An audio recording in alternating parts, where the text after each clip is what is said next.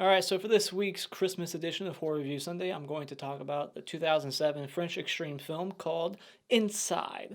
Yes, I count this as a Christmas movie. This was my first and second time watch. I've seen it twice now before this review because I really enjoyed it. The plot for this movie is 4 months after the death of her husband, a woman on the brink of motherhood is tormented in her home by a strange woman who wants her unborn baby.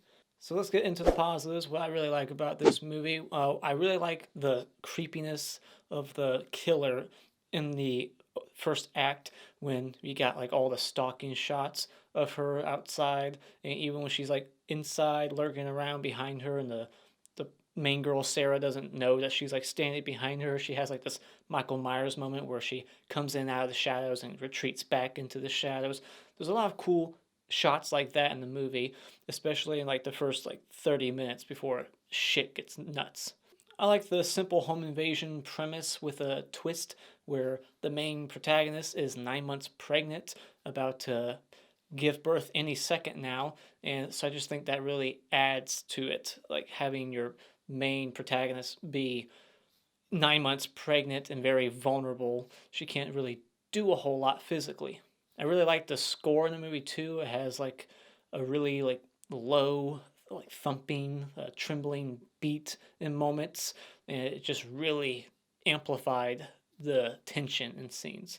Now, the biggest thing I like about this movie, because I'm such a practical effects and gore hound, is that this movie is filled with buckets of blood just spraying. It's like over the top brutality. There's a headshot, head explosion, really. So unrealistic. It's very like what's that movie called? Cell Block 99 or something with Vince Vaughn. If you've seen that movie, the headshot you get in that movie, it's like this one, but this one's even more just ridiculous, but in a really fun way. When this kill happened, I literally like yelled out loud, like, holy fuck. It was just so unexpected. This movie is not for the faint of heart. Like, if you don't like lots of blood and gore, then this is not for you. You see some pretty sick, disgusting things happen in this movie. There's lots of blood just everywhere. And this movie does not waste much time. It opens up with a car crash, flashes forward 4 months later, and we just, we get to know her for a little bit. But then, like 15 minutes in, that's when we get the first knock at the door from our main antagonist, who I don't even think has a name in the movie. I think she's just the lady. I don't know if she ever said her name, but she's a great villain. She is very intimidating. She's badass. One of my favorite female antagonists in horror ever.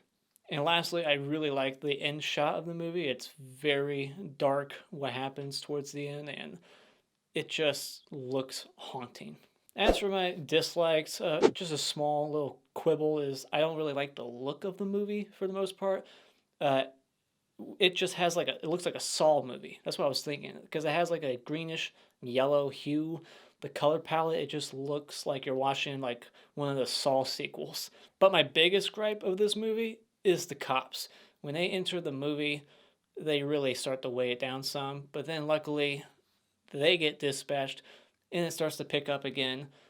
And then something else happens that really bugged me on both watches. So if you just take the cops out of the movie, or just make them more realistic, like have them be not so freaking dumb, then it wouldn't be a big problem to me. But they have some really dumb decisions in this movie, from one of the cops in particular. So final thoughts, if you're a fan of extreme violence or home invasion films, and you don't mind subtitles, this is the movie for you. It is extremely graphic. It is mean-spirited. It's disgusting at times, and it doesn't shy away from the gore. So when it comes to Inside 2007, this movie, I recommend you go out and buy. Time for a spoiler discussion. So this movie starts inside a woman's stomach. In the womb, we see a CGI baby. So it looked kind of like Seed of Chucky. We see a CGI baby. Wasn't really necessary. I didn't really care for this CGI baby, and we see that again later on in a dream sequence. But it was interesting, and we see it die in the car crash. We see the car crash from the baby's point of view, snapping its neck, I assume, inside the womb, and we find out that that was the killer's baby. It's not the main lady's baby, obviously, because it flashes forward 4 months later and her baby's fine. They don't say that anything's wrong with it, other than that it's late. So one of the only like real comedic moments in the movie is the horrible nurse in the beginning who is smoking. Like, you're a nurse, don't you know better? Smoking's not good for you. But she's smoking next to a pregnant lady. I don't think that's good for her and her baby. But she's telling her how the first time you give birth is like the worst, and she's basically making her even more scared to give birth. Like, oh, it's going to be terrible. It's going to be 14 hours of agony. That's what it was for me when I had my first child. Like, and I just love her response back. She's like, "You twat." She calls her a twat. Sounds like a British thing. I guess French call each other twats all the time. We see her at the park. She's photographing families and just thinking about how she's never going to have a family. So she's kind of like jealous, like, just kind of angrily snapping photos of this family at the park. And then I like that revelation later on where we see the killer in one of those photos hiding in the bushes. We also get the sense that the main girl, Sarah, doesn't even really want to be a mother. Like, she's kind of contemplating on whether or not she wants to keep it. Like, she doesn't even have a name for the kid yet. And when we see her house, we never see like a nursery set up. So it's like she doesn't even really want the kid. So by the end of the movie, you're kind of like, well, I think the killer deserves the kid.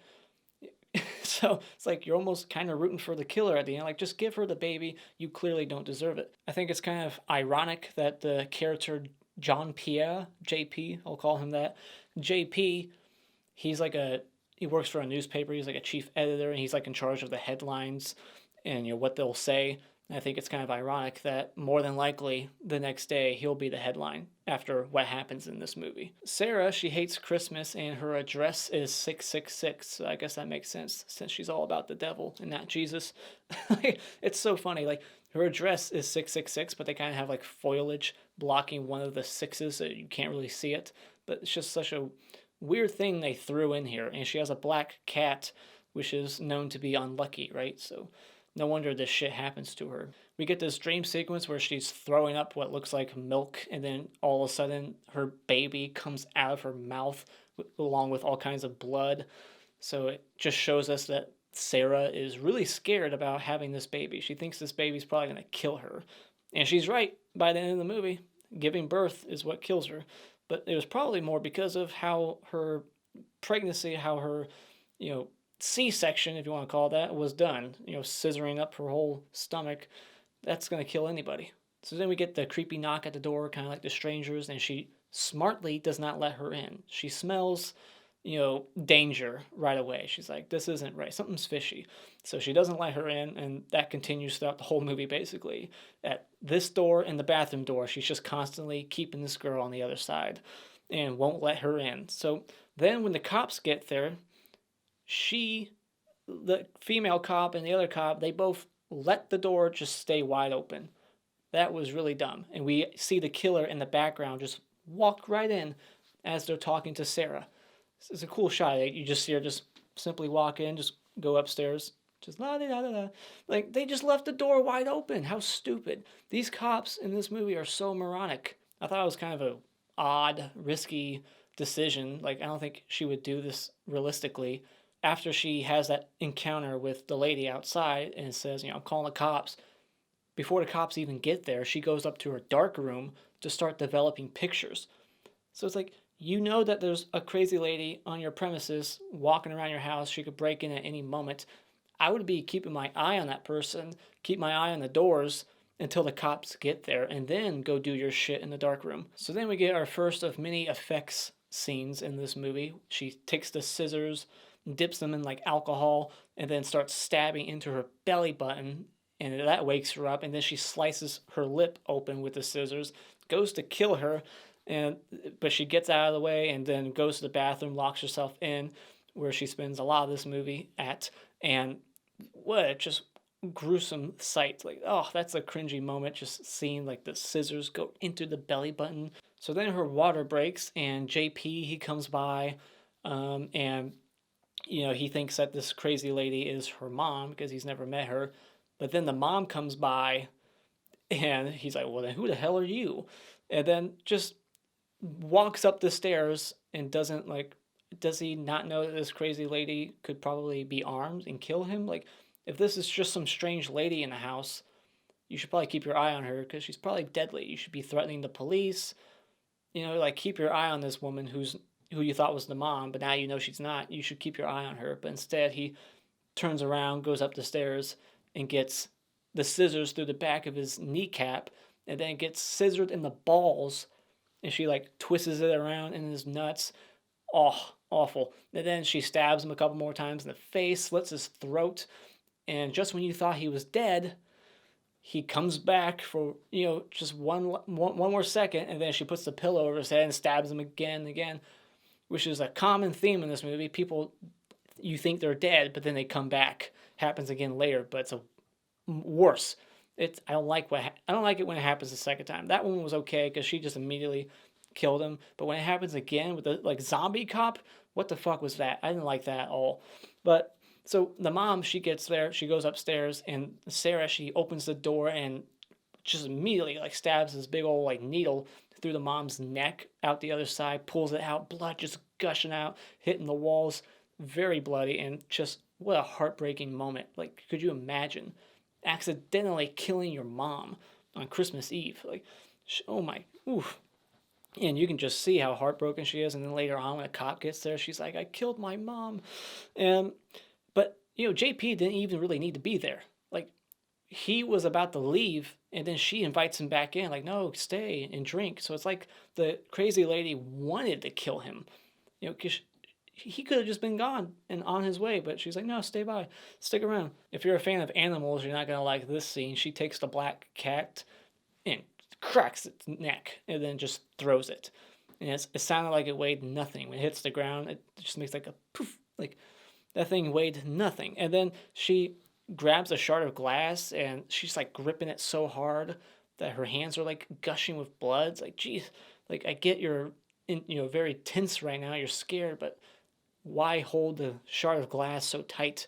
You're just cutting yourself. I did think it was kind of convenient that she just so happens to have the right height of a dresser next to the door that has the right kind of door handle that would allow this situation to happen, to where she just puts the dresser or the little nightstand thing right underneath the door handle that opens like this. It's not like a circular knob. It's one of those handles that goes down, so she can't get out of the bathroom now.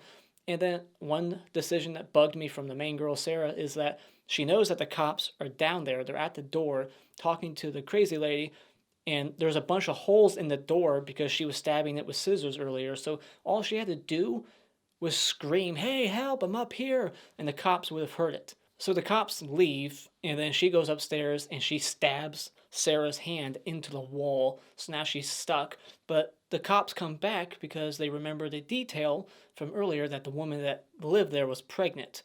And so that was like a cool moment. You're like, oh, they're smart. They're not idiots. They're coming back. But then they just get killed right away because they're stupid. Like, this guy is trying to arrest the lady, but so slowly. Like, I feel like he had her hands behind her back for like a whole minute. It's like, it doesn't take that long to arrest her. What is up with this guy? But she just somehow sneaks a needle, jabs it right into his eye and then into the neck, fucks him up, goes upstairs, and blasts a hole into this guy's head. But it takes like the whole left side of his head off. It was such a crazy effect that was it was jaw-dropping. I did not see that coming. It isn't a normal gunshot wound in most movies. It goes right through. It's like a half-second shot, and the whole left half, like, poof, gone. If you thought those two cops were dumb, the next cop who comes in with the perp that they arrested from like the local like riots that were going on, he's more moronic because he goes in with the perp. He has him on a leash like a goddamn dog. Why? He's like, "You need to come in to this place with me." He hears gunshots. He knows that shit's going down there. So you're going to drag this felon, this perp with you in there on a leash. Like, you don't need that distraction going on and that responsibility while you're trying to go stop a shooter in this house. So that whole scene does not make sense. Why is he putting him on a fucking leash and dragging him in there? This is when the movie goes down for me. I don't like any of this stuff. It's so dumb. And it gets worse. So after he finds the girl, the crazy lady, she knocks out the power to the house. And what does he do? Instead of just trying to get her out of there right away, because she's bleeding a lot, she's very injured, her water broke, she's in labor. Instead of just getting her out of the fucking house into his car and driving her to the hospital, he goes, the most important thing right now is that I get the power back on. No, it's not. He's like, where's the breaker? I need to go get the power back on. And then after that, I'll go to my car and I'll call for an ambulance. That will probably take fucking forever to get here. It's Christmas Eve. There's not a whole lot of ambulances out there. You got a whole riot going on, so they're probably dealing with that. It would be a lot smarter and quicker, more effective to just get her out of the fucking house, into the car, and driving this pregnant lady to the hospital. But he wants to go get the goddamn breaker. It just pissed me off. Another thing he does here, so this criminal he has with him, he hands him a gun, basically deputizing him. Like, all right, deputy, like, you're going to get a gun now. I trust you with it to protect me. Like, what? So he gets shot in the head, but that doesn't kill him. He comes back later on as a zombie cop. Like, he has to be a fucking zombie. That's the only explanation. This movie gets supernatural for a moment for plot convenience sake. This is the biggest what the fuck moment in the movie. He is clearly dead. We hear 2 gunshots go off. Did he get shot twice in the head, or was it just her gunshot and then his gunshot, reacting but missing her? Like, what? I don't know, because it's all off camera. But later on, when he comes back, he has a giant hole in the side of his head. His eyes are bleeding. What the fuck? He should be dead. I don't like that. That is the biggest stain on this movie. It could have been a higher. I could have rated it higher if it wasn't for this scene and for this dumbass cop. Oh, and another decision that I didn't get from Sarah is that when the cops are downstairs looking for the breaker to get the power back on, she goes into her bedroom, lays down on her bed, and takes the gun that she was just given and just drops it. She's like, I don't need it. Because he told her that, oh, she's not here. She went out your bedroom window. She's gone. She takes his word. Oh, she's just going to be gone? She won't come back? The other cops told you she wouldn't be back, and she clearly came back. So it's just another dumb decision. Ugh. I love the movie, but there's decisions like this that just really piss me off. So then the perp, the guy on the leash, he gets stabbed in the forehead with scissors. Takes him a little while to bleed out and die. And then this weird scene, I don't know what's going on here. So she's on top of the lady, Sarah. The killer's on top of her, and they make it seem kind of sexual. I think she's just trying to check if she's breathing or something, because she has her head up against her chest, but the way she's brushing her body up against hers, it looks sexual, she's into her. But I don't know, it seemed like it was going in a lesbian direction all of a sudden, but then she bites her lip off, so she was pretty close enough to get her mouth bitten off. So she's what the fuck? All you gotta do is put 2 fingers on her pulse and just feel for her pulse, not brush your body up against her. It was just such a weird moment. And then we get this confrontation in the kitchen where Sarah is threatening to kill her own baby. She's basically saying, I'd rather kill this child than let you have it. I mean, what an awful person. It's you don't even care about this kid. You haven't came up with a name for the kid yet. You don't have a nursery set up. It doesn't seem like you want to be a mother, and now you're willing to kill the baby just to spite her. You're not going to take my baby. I'm just going to kill it.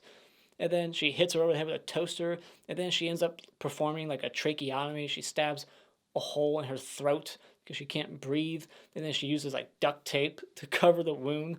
This movie just gets crazier and crazier, and then the killer goes to light a cigarette. She takes a spray can and flamethrowers her face, turning her into Cropsy, and she's got the big old shears, not garden shears, but she's basically Mrs. Cropsy. And then Sarah, she MacGyvers this big old knife stick, and doesn't really get to use it though, because the zombie cop comes. He turns on the power like he tried to do earlier, but here he is. He's back alive just to start beating the shit out of the main protagonist, Sarah. He takes his nightstick and starts beating her pregnant stomach, sending blood out her privates.